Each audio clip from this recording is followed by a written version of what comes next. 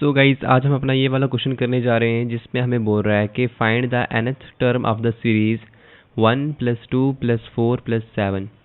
तो इसको करने के लिए सबसे पहले हम इसे अपना एपी की फॉर्म में लिख लेते। तो 1 यहाँ पर आ जाएगा, 1 2 4 7 एंड यहाँ पर आगे चल रहा है और इन्फिनिटी तक जा रहा है।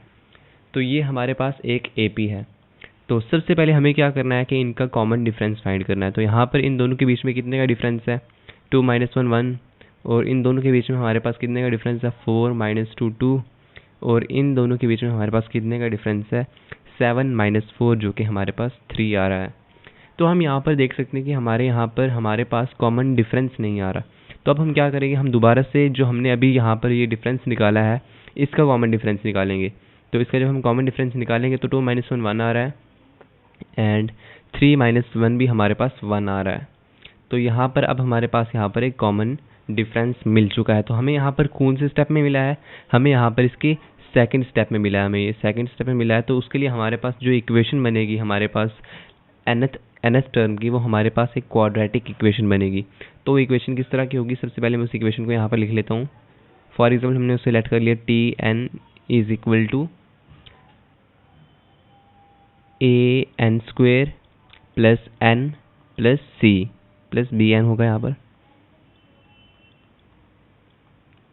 तो हमारे पास यहाँ पर ये इक्वेशन बनेगी जिसे हम सॉल्व करेंगे तो हमारी यहाँ पर nth टर्म निकल जाएगी। तो हमने यहाँ पर nth टर्म को निकालने के लिए इक्वेशन को लेट कर दिया है। तो अब हम क्या करते हैं, सबसे पहले हम क्या करते हैं कि n की वैल्यू को 1 रखते हैं एंड देन 2 रखते हैं, देन 3 रखते हैं। तो वहाँ से हमारी 3 और इक्वेशन बन जाएंगी जिनमें हमारे पास 3 वेरिएबल्स होंगे a b c। तो वहाँ से हमारी वो हम वैल्यूज़ आराम से निकाल पाएंगे। तो सबसे पहले जब हम इसके अंदर n = 1 रखते हैं तो हमारे पास क्या आ रहा है, 1 का स्क्वायर 1 ही होगा। तो यहाँ पर a आ जाएगा प्लस b प्लस c और इज इक्वल टू कितना होगा, ये फर्स्ट टर्म हमारी 1 के बराबर है तो यहाँ पर 1 ही आ जाएगा। एंड इसी तरह से सिमिलरली हम यहाँ पर 2 रखेंगे इसके अंदर तो हमारे पास कितना आ जाएगा, 2 का स्क्वायर 4 होता है तो यहाँ पर 4 ही आ जाएगा, plus 2n plus c is equal to second term 2 है तो हम यहाँ पर 2 लिख देंगे। इसी तरह से अगर हम तीसरी नंबर को पुट करें, 3 को पुट करें तो हमारे पास यहाँ पर आ जाएगा 3 3 9 और यहाँ पर आ जाएगा 9a plus 3n plus c is equal to, और थर्ड टर्म हमारे पास कितनी थी, 4 थी। तो हम यहाँ पर इजीली इसको 4 लिख देते हैं। तो आप यहाँ पर देख सकते हैं कि हमारे पास 3 इक्वेशन आ चुकी हैं। जैसे हम इन्हें मार्क कर लेते हैं, ये हमारी आ गई फर्स्ट इक्वेशन, ये हमारी आ गई सेकंड इक्वेशन एंड ये हमारी आ गई थर्ड इक्वेशन। तो अब सबसे पहले हम क्या करते हैं, हमें यहाँ पर ए बी सी की वैल्यूज़ को निकालना है। हमारे पास 3 इक्वेशन है तो सबसे पहले हम क्या करते हैं कि सेकंड इक्वेशन में से अपनी फर्स्ट इक्वेशन को माइनस कर देते हैं। तो हम यहाँ पर सेकंड में से माइनस करते हैं फर्स्ट को, क्योंकि जब हम सेकंड में से फर्स्ट को माइनस करेंगे तो हमारे पास यहाँ पर सी जो है वो एलिमिनेट हो जाएगा और हमारे पास इक्वेशन में बस 2 ही वेरिएबल्स बचेंगे। तो हम माइनस करते हैं तो 4a - a हमारे पास हो जाएगा 3a plus 2n minus b, अच्छा यहाँ पर n की जगह b आ जाएगा, सॉरी, 2b माइनस b हमारे पास b आ जाएगा एंड c माइनस c हमारे पास एलिमिनेट हो जाएगा और यहाँ पर इक्वल टू आ जाएगा ये 1 के। तो हमारे पास यहाँ पर एक और इक्वेशन बन चुकी है।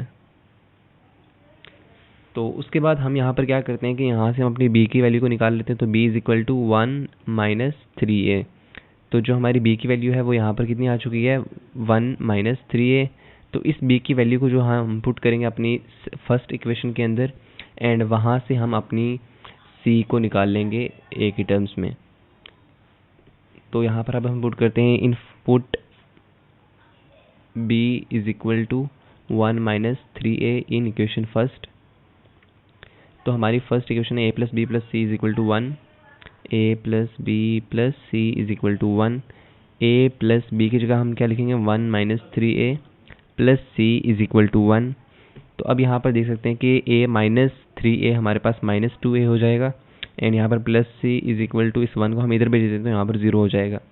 तो c = हो जाएगा 2a के बराबर। यहाँ से हमारे पास c की वैल्यू आ चुकी है। अब इसी तरह से हम क्या करते हैं, अपनी यहाँ पर हमारी b की वैल्यू भी आ चुकी है a के टर्म्स में, अब c की वैल्यू भी a के टर्म्स में आ चुकी है। अब हम थर्ड इक्वेशन के अंदर अपना इस वैल्यू को पुट कर देते हैं, वहाँ से हमारे पास जो फाइनल a की वैल्यू आ जाएगी।